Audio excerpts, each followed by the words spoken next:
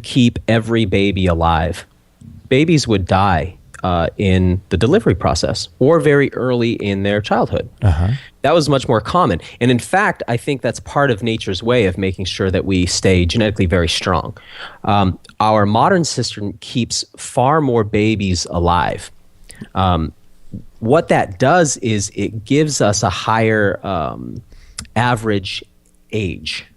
Okay. So it appears that the lifespan is longer, right? Because if we have 3 people living to 75 and 1 who dies at 0, that brings the average way down, doesn't it? Right. And so it could appear like our ancestors didn't live as long, but this is a sort of a statistical thing. It's not reality. So no, the human lifespan is not any longer than it's ever been, and the quality of life is lower than it's ever been. Especially when people are spending the last 20 years of their life or trying to pay all their money to regain their health, and they're really living the last 20 years of their life sick and diseased. Dying. Yeah. Yeah, absolutely. So yeah, I mean, they're not the quality of life, and then there's quantity of life. So my point is, it appears that for the hunter-gatherer people, they had a higher standard of living in almost every regard. And certainly there were challenges. I don't mean to paint some kind of Candyland utopia, but I think it's important that we understand that this isn't a superior life way that we have right now. And in fact, it's clearly not sustainable, right? And that's what we see. It's an infinite growth kind of paradigm because agriculture basically consumes everything around it until it deforests and destroys everything. And that's why, interestingly, Mesopotamia, if we think about Babylon, for instance, which was one of the first civilizations, Babylon was the Fertile Crescent. What is it today? It's modern day Iraq. Hardly a fertile place now. What about the next civilization? After them comes who? The Egyptians. Well, that was a very fertile place, the Nile. Now, what is it? It's dune desert. What turned these 2 fertile areas into desertified landscapes? It was agriculture. It was organic agriculture. Is that because they wanted to stay in one spot, maybe, or I don't know? It's because agriculture is a process by which you push out, destroy, and kill off the naturally occurring wild organisms, and then you forcefully grow things that wouldn't naturally be growing there at that time. Wow. And when you do that season after season after season, you deplete the soil and you destroy the ecosystem. So you create basically a wound in the ecosystem, and then you band-aid that wound with the weedy plants that you're trying to grow, typically annual plants. And this is a far more in-depth subject, I think, than we mean to get to. But agriculture is not a good thing for the environment. Agriculture is a battle against the environment. So what hunter-gatherers had figured out was how to live in harmony. Right? And the movement towards agriculture, which our civilization praises as the great step humankind made forward, was actually the biggest mistake that we ever made. And it's, the only reason that the bread belt of the United States is still producing food is because we dump synthetic fertilizers on it, right? Otherwise, we would be back. So just before the introduction of this synthetic fertilization paradigm we have here in the United States, using our synthetic nitrogen, potassium, and phosphorus, which incidentally, those fertilizers that we use were the byproduct of the World War. They weren't even developed for agriculture. They were left over from the war, and the whole pesticide herbicide paradigm. Right. Just prior to that, our bread belt had turned to a dust bowl.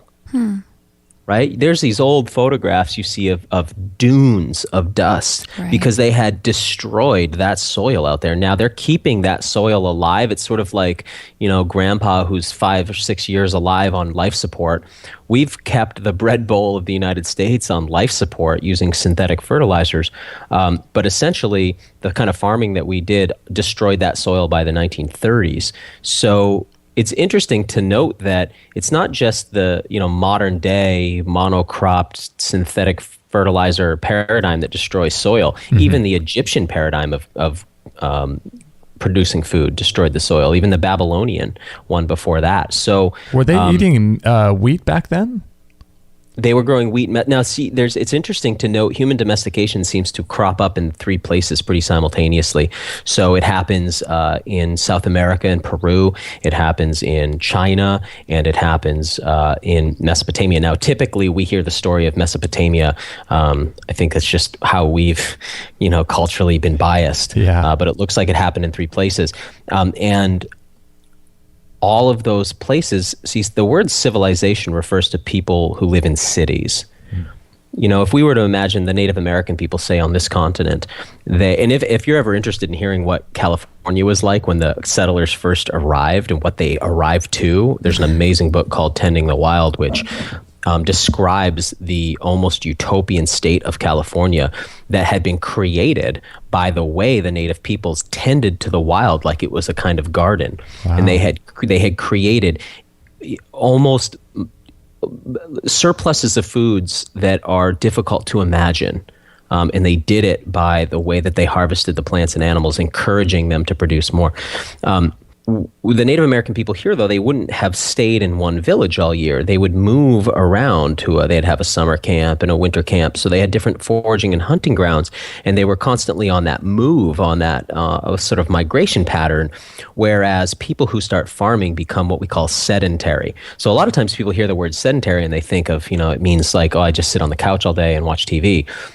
Sedentary actually refers to people who become stationary rather than continue on their normal, healthy, Homo sapien migration pattern. Right. So once we did that, and at the point of, I guess, why we started on this whole topic is to say that from that moment on, that was the first domino that fell, right? The first plantation of wheat was the first domino. And everything we've done since then has been one more chip away at our health, because it's been one more step away from the natural rhythm for us. And we've probably taken 30 to 100 different steps, I think, away from our health. There's been a lot of steps. And where has it led us to? It's led us to, and it's very interesting right now, what we're seeing is that we've actually bred, it starts with wheat, right?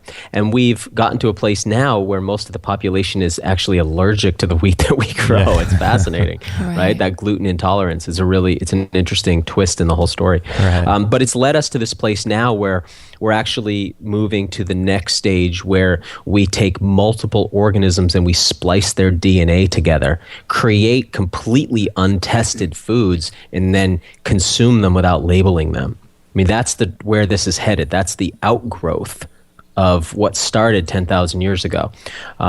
We are the sickest we've ever been. Our life quality is the lowest it's ever been, and we need a strategy to move forward. Now, if you're listening to this and you're wondering, I'm not suggesting that we're going to go back to being hunter-gatherers. I think that's a really cool idea, but it's not a plausible idea. Mm-hmm. And actually, the planet's so dramatically different now, based on the changes we've made, that's not really an option. So again, we live in the zoo. We just got to start making our habitat resemble their natural habitat a little bit more, because we can't go back to our habitat. It's actually kind of gone now. Right. So we need some kind of strategy moving forward. So Daniel, we got to take a quick break here. I want to talk in this next segment about some of the strategies that we can all start implementing into our lives to rewild ourselves and to get back in touch with Earth and all of that. So this is really, really fascinating information. I hope you're enjoying the show so far, and we're going to be right back after this short break. So a few years ago, when I was working for this company, it was a really small company, and I had been wanting a Vitamix blender for years and years and years, but they're so expensive, and I just hadn't saved the money at that time to get one. And so as a Christmas bonus, they knew that I loved the Vitamix, so they got me a Vitamix, the 5000 blender. And that thing is so incredible. It was right at the beginning of my raw food journey, and I was using it about 3 times a day, really. Today, I still use it about twice a day to make blended smoothies and things like that. But the Vitamix blender is really, really great. And if you go to extremehealthradio.com/Vitamix, that will redirect you over to there, and then you'll be able to purchase that, and we'll get a commission for your order. And you'll also get free shipping too. So that'll be great for you if you're interested in saving about $25 on the shipping. And with the Vitamix, you can make sauces and dips and bread. You could make ice cream with it. I've done a lot of ice cream. You can just make the most incredible things. And it's my favorite because it's got a tamper on it. And you can put ice and frozen berries and avocado and some honey. and things like that, and with no water at all, and you have that tamper, and you can make the most amazing ice creams with it. So the Vitamix is my favorite blender of choice, and if you're in the market to buy one, I would greatly encourage you to do so if you have the money for it. And if you do it through us, through extremehealthradio.com/Vitamix, I'll get a little commission for it, and you'll get free shipping. So it works out for you and for us too. So if you're in the market, please do it through us. That'd be really cool. And you're going to love this thing when you get it. You're going to fall in love with it. You'll never go back to a regular blender again. So check that out, extremehealthradio.com/Vitamix, and I hope you enjoy it.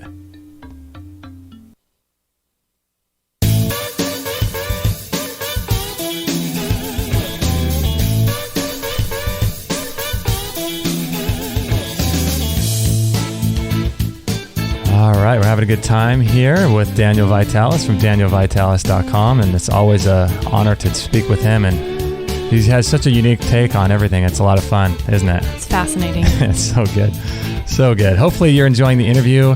And Daniel, I want to get into some strategy when we continue talking, but I have a couple questions here. We're having some issues with our soundboard here, and so I want to try to play a message to you, and I'll just play it, and then at the end, it's about a minute long, or 20 seconds actually, and let me know if you heard it, and if not, I can tell you what she said.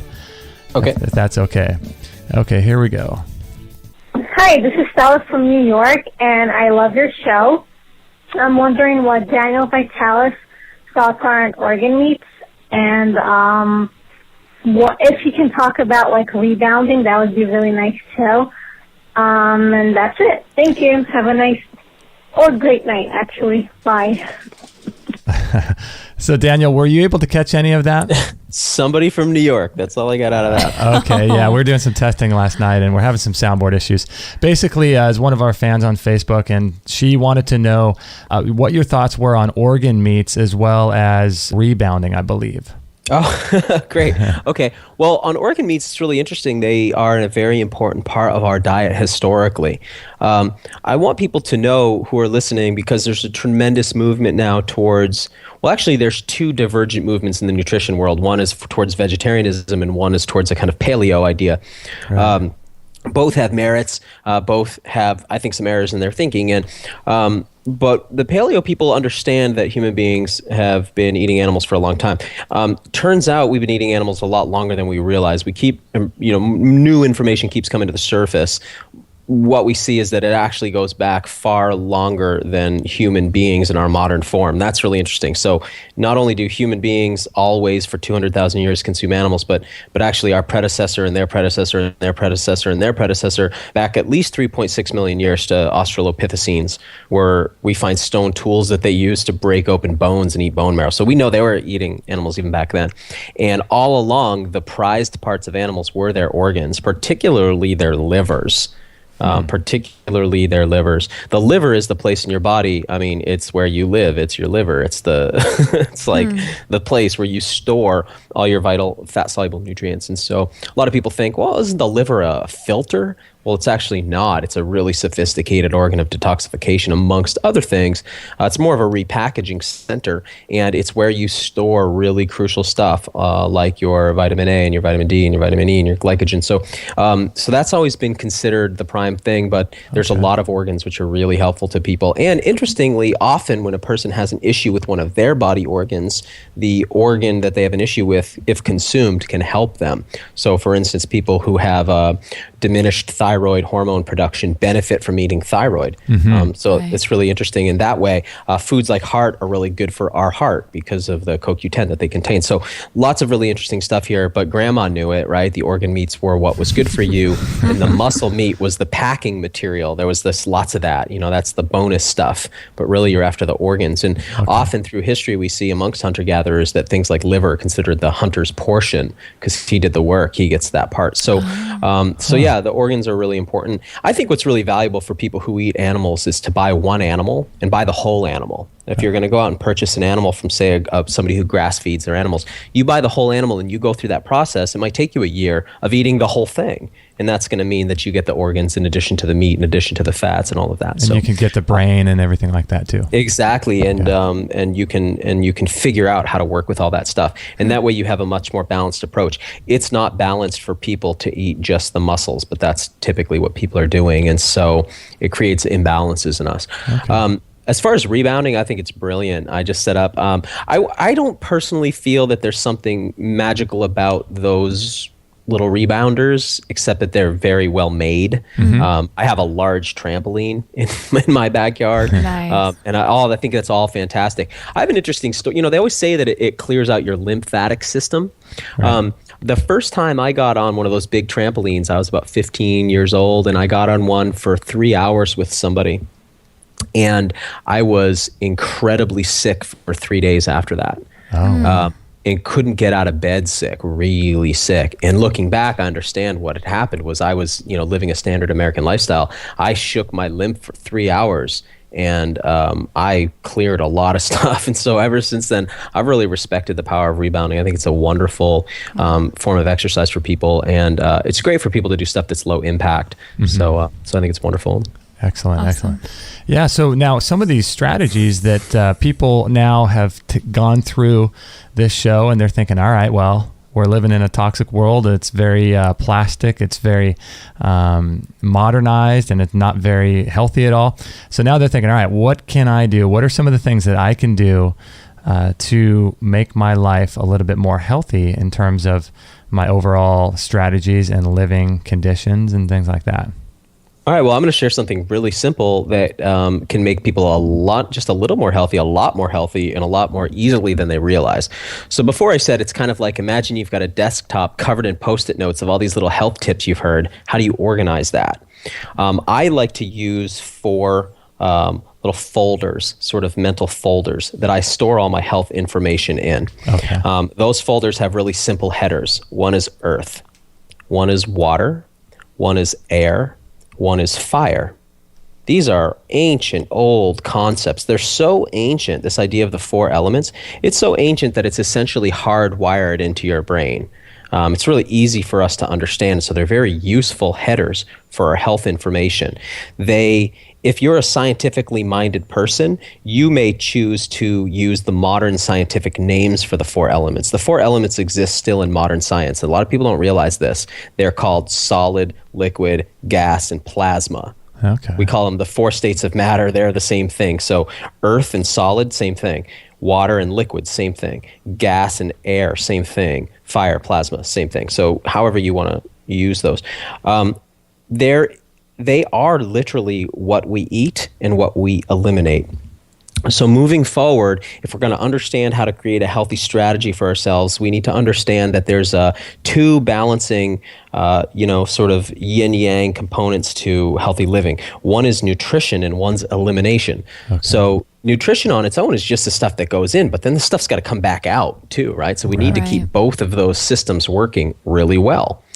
And what's so fascinating about how we live here is that we actually need nutrition from all 4 elements, and we eliminate all 4 elements. This is just one of these really bizarre, fantastic things about reality. So, so nutrition for me is not as simple as food, because it's not all we need, right? We need to eat food. That's the earth, right? That's literally stuff that grows up out of the soil, whether it's plant, animal, fungi, bacteria, that grows up out of the soil or the ecosphere, or the geosphere. Uh-huh. We eat that, and then literally poop comes out of us on the other end that is soil. Right? So something from the soil goes in the mouth, and something like soil comes back out the other end. It's a really interesting system, right? Yeah. So we have nutrition of earth and we have elimination of earth. Similarly, we put water in and water comes back out, right? So it goes in as water or other liquids, and it comes out as urine. And then we literally breathe in, and that water all comes from the hydrosphere. So we eat food from the geosphere, we eat water from the hydrosphere, we breathe air from the atmosphere, we breathe that in, and then we exhale it back out. So our nutrition is the breath in, and our exhalation is the elimination. And then we actually absorb photonic energy from the photosphere of the sun, fire. from the sun. We actually absorb that. We use that energy to produce hormones, and then we eliminate that via our sweat as we radiate that energy back out. I mean, this is fantastic news. I was wondering how we're going to be eliminating the fire. I was wondering where you're going to go with that.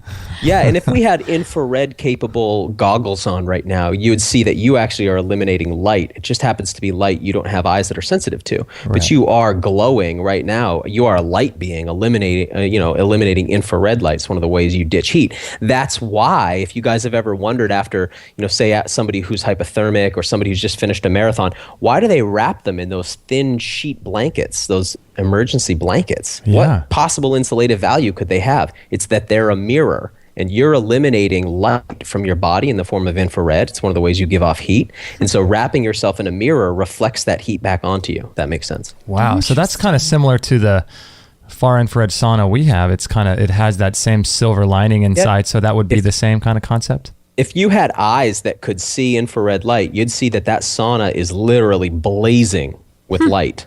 Wow. But you can't see it because your eyes don't pick up that kind of light. Our bodies are doing that. Wow. So we're eliminating light like that. So we actually take in that sunlight energy, and then we eliminate that sunlight energy as well. Wow. A lot of that energy leaves our body through sweat. So we are organisms that live by eating the four elements and basically shitting the four elements. It's this amazing system of in and out, right? And we got to keep that system real balanced. And it's not just us. This is how ecosystems work. So if you pictured, I love to use the analogy of an aquarium. If we were going to set up an artificial habitat in our house, like an aquarium, we have to think about the food that we're going to feed to those fish.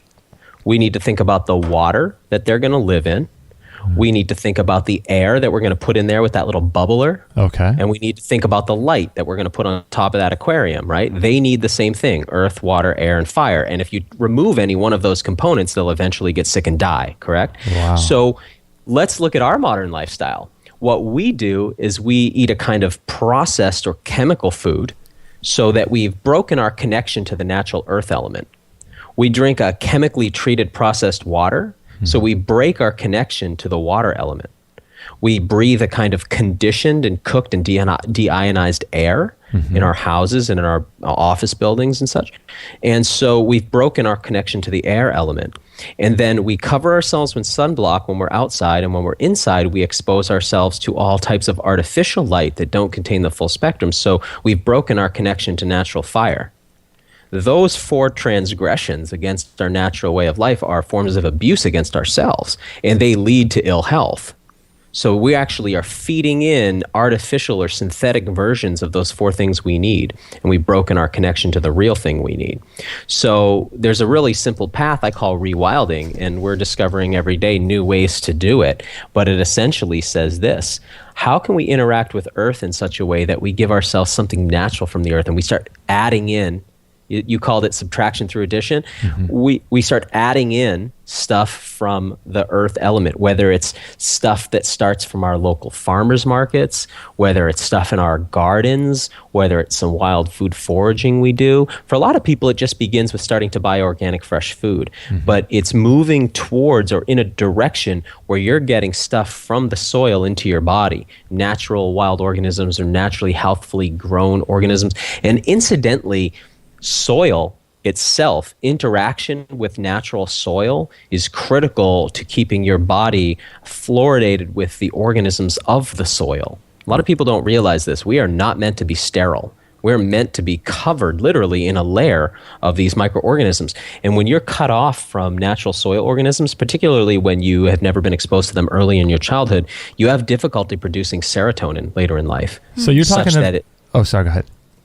Well, it actually, there's a connection between depression and lack of exposure to natural earth. So if people are listening to this and they have a little garden in their house, I guess it would be a good thing, as long as they're gardening in a way that is sustainable and really healthy, to not wash their food when they eat it, right? They should just, if there's a little bit of dirt on there, I would imagine that would be a good thing.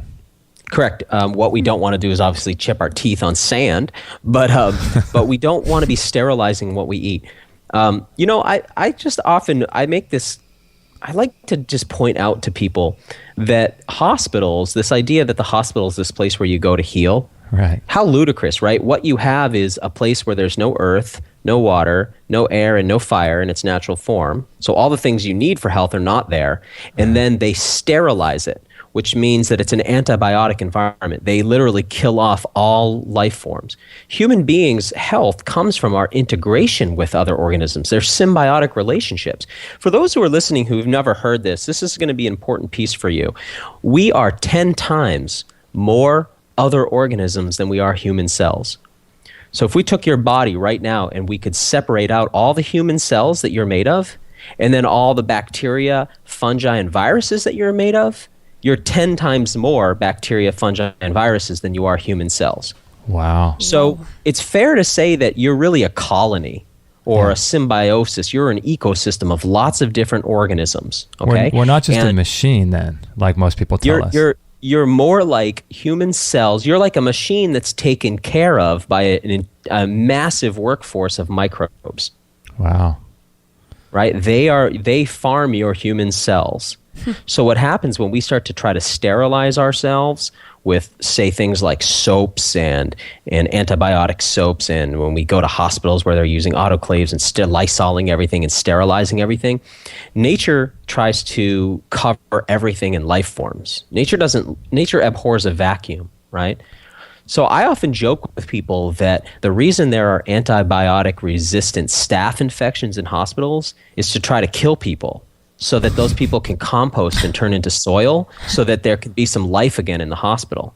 Right? Because nature sees it as, oh my God, there's a place with no life here. We need to make some life. Wow. Compost whatever's in there. Right? I like that. That's such a wild concept. Might be the best theory I've ever heard. Yeah. That's not going to be too popular on mainstream media, but I love it. Probably not. But interestingly, they're starting to realize now, they're starting to learn actually, there are shifts happening in medicine where they're recognizing that this sterility thing is not the way to go, not to the level that they've taken it to. So I think that will be changing over the course of the next couple decades, but should we have a next couple decades? Right. So the direction we want to be going into is actually interacting with natural soil.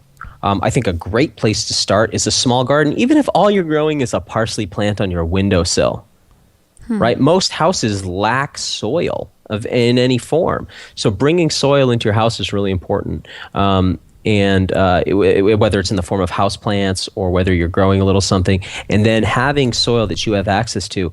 I'm particularly a big fan of people getting out and barefoot onto soil, getting barefoot into their gardens, going out foraging in that way. So that's one direction. Okay. Again, if you were somehow ended up on this interview, listening to this interview, and you're just pulling out of McDonald's right now, and you're going like, where do I start on any of this? I'm foraging. What are you talking about? Right. Where you start is you pull into the next health food store you see and you buy some fresh organic produce. That's where you start, right? Mm-hmm. All this other stuff is more advanced. You start there, and then you start buying organic foods, and you start eating whole foods, and then you start moving towards connecting with local food production, and then you start moving towards some food sovereignty where you produce food yourself. But so that's a progression. But I would like to say this about food. I think this is something people don't realize about how their body actually works. Do we have time? We have as much time as you would like to give. Fantastic. So I like this saying, you are a tube.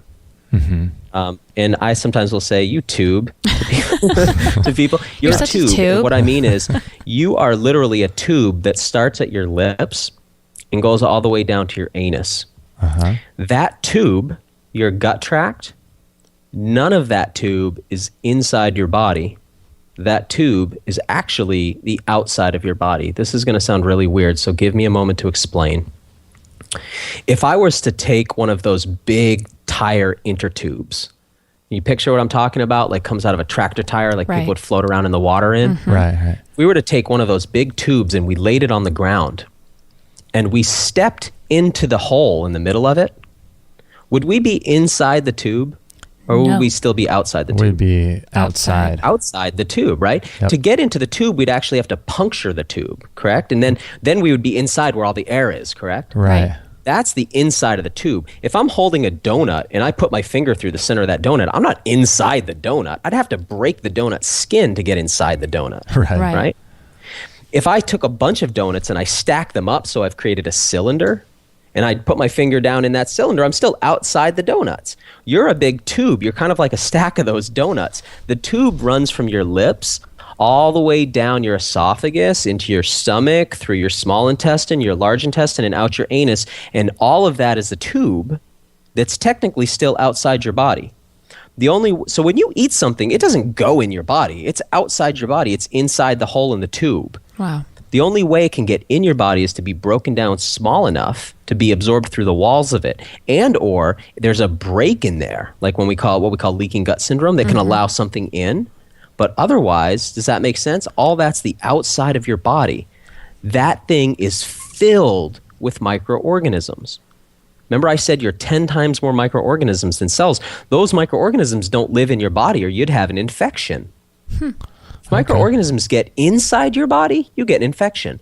So they actually live on your skin, and that skin is contiguous around the outside of your body and around through the gut tract, which is actually still technically outside your body. Does that make sense? Right. Okay. So that's a really interesting way to look at it. So you don't actually put food in your body. You put food basically against the skin that's in the tube inside of your torso. Wow. Now down in there, what happens is you break that food up through the chewing process, through the digestive chemical process, and you break it down into a kind of soup, and it mixes with all those microbes that live inside that tube. And what you do is you create a kind of soil.